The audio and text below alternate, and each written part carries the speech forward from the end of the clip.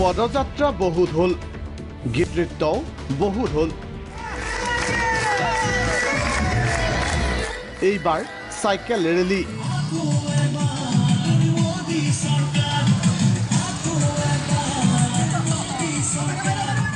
বিধানসভা নিৰ্বাচনলৈ এতিয়াও বহু সময় আছে যদিও আৰম্ভ হৈছে ৰাজনৈতিক যুঁজ ক্ষমতা দখলৰ যুঁজত তুংগত উঠিছে ৰাজনৈতিক প্ৰচাৰ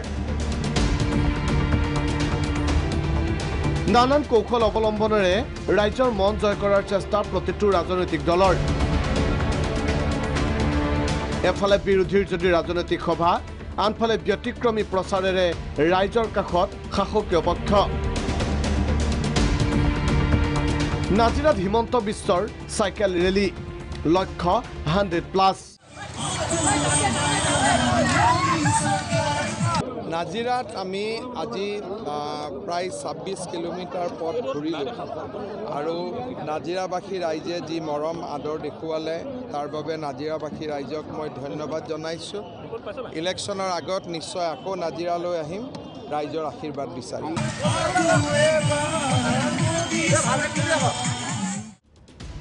সোমবাৰে বিৰোধীৰ ভেটি কপাই দিনজোৰা কাৰ্যসূচীৰে নাজিৰাত উপস্থিত হয় মন্ত্ৰী হিমন্ত বিশ্ব শৰ্মা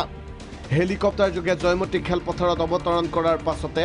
নাজিৰাবাসীয়ে উষ্ম আদৰণি জনালে মন্ত্ৰীগৰাকীক ইয়াৰ পাছতে মন্ত্ৰীগৰাকীয়ে পোনে পোনে অংশ ল'লে চাইকেল ৰেলীত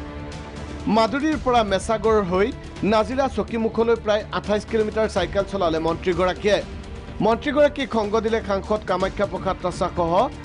বিজেপিৰ শতাধিক কৰ্মীয়ে নাজিৰা নাট্য মন্দিৰ এনজিঅ'য়ে আয়োজন কৰা এক জনসভাতো অংশগ্ৰহণ কৰে নেডাৰ আহ্বায়ক হিমন্ত বিশ্ব শৰ্মাই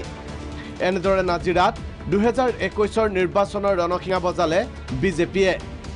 নাজিৰাৰ পৰা অশ্বিনী খণ্ডিকৈ প্ৰাগ নিউজ।